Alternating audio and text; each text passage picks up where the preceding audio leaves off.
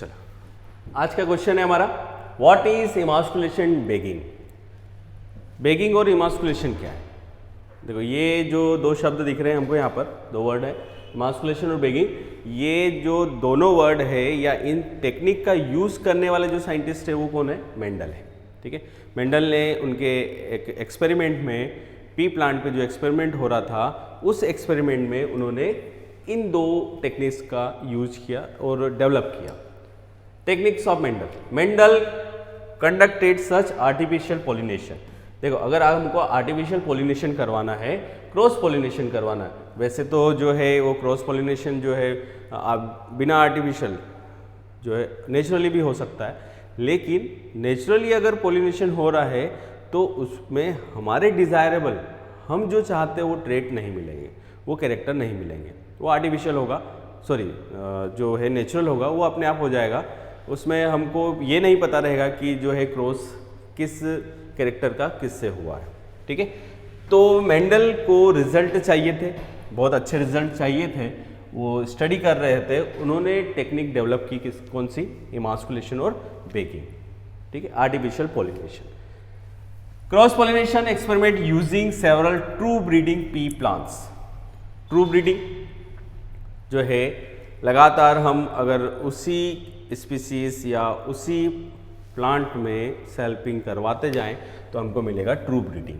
ठीक है, a true breeding line is one that having undergone continuous self pollination. लगातार अगर सेल्पिंग हो रही है तो हमको क्या मिलेगा, ट्रू लाइन मिलेगी, ट्रू ब्रीडिंग मिलेगी। Show the stable trait inheritance and expression for several generation. लगातार अगर सेल्पिंग हो रही है तो कैरेक्टर्स जो है वो सही तरीके से एक्सप्रेस होना क्या हो जाएंगे, बंद हो जाएंगे और स्टेबल हो जाएंगे। इसलिए मेंडल ने उस स्टेबिलिटी को तोड़ने के लिए, हाइब्रिड लाने के लिए, हाइब्रिड बनाने के लिए दो टेक्निक का यूज किया, जिसमें एक आएगा emasculation and bagging. He develop a technique emasculation and bagging for hybridization in plants. Plants में हाइब्रिड वेग्योर लाने के लिए, हेट्रोसिस लाने के लिए उन्होंने दो टेक्निक डेवलप की। Flower of pea plant are bisexual. सभी को पता है जो पाइसम सटाइवम है, पी प्लांट है, गार्डन पी है, वो बाइसेक्सुअल फ्लावर होता है। मेल पार्ट भी प्रेजेंट होगा, फीमेल पार्ट भी होगा, मतलब एंड्रोशियम भी होगा और गाइनोशियम भी होगा। मेल पार्ट की अगर बात करें तो एंथर होगा, जिसमें के अंदर जो है पोलन ग्रेन्स होते हैं, और अगर फीमेल पार्ट की बात करें तो स्टिग्मा, स्टाइल और ओविरी होगा, कार्पेल होगा या पिस्टिल होगा। ठीक है, तो बाइसेक्सुअल फ्लावर है, सेल्फ पॉलिनेशन आसानी से हो सकता है, वहीं पर जो है वो पॉलिनेशन हो जाएगा। एंथर से पोलन ग्रेन निकल कर स्टिग्मा पे आ जाएंगे और पॉलिनेशन होने के बाद फर्टिलाइजेशन हो जाएगा, सेल्फ पॉलिनेशन हो। लेकिन अगर हम मेंडल की बात करें तो उसको हाइब्रिड चाहिए था, तो वहाँ पर हमको सेल्फ पॉलिनेशन को रोकना है, प्रिवेंट करना है। अब सेल्फ पॉलिनेशन प्रिवेंट होगा तभी हमारे पास क्या आएगा, हाइब्रिड आएगा। क्रॉस पॉलिनेशन को भी करना है, तो आगे देखते हैं हम दोनों टेक्निक। इमास्कुलेशन फर्स्ट कौन सी आएगी, इमास्कुलेशन। इमास्कुलेशन में क्या देखते हैं हम करते हैं removal of anther from a bisexual flower. अगर बाइसेक्सुअल फ्लावर है, मेल फीमेल पार्ट दोनों प्रेजेंट है, तो हमने अगर मेल पार्ट रिमूव कर दिया तो बच्चा तो फीमेल है, अब सेल्फ पॉलिनेशन नहीं हो पाएगा।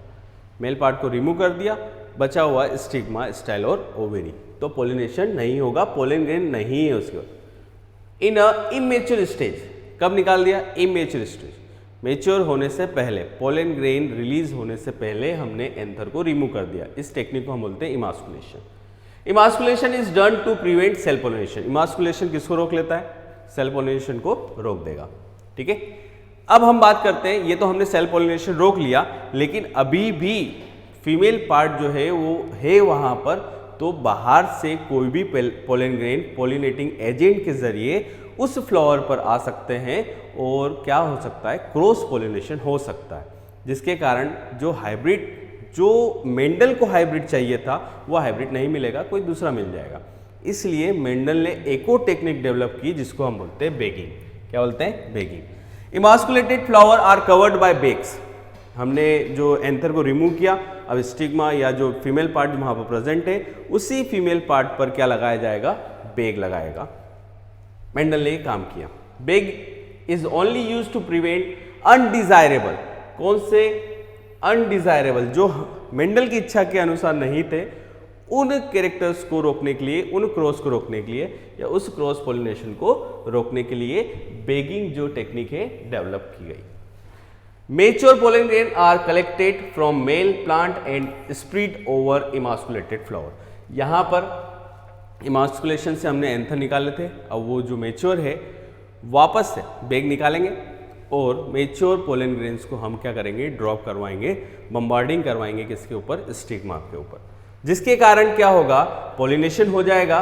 और क्या डेवलप होंगे, पॉलिनेशन के बाद जो है फर्टिलाइजेशन होगा और seeds are formed in the female flower after pollination, after fertilisation. The plants that are obtained from these seeds are called first filial generation, F1 generation. जो इस पॉलिनेशन से पहली जो जनरेशन रहेगी उसको बोलेंगे हम F1 generation according to Mendel के हिसाब से।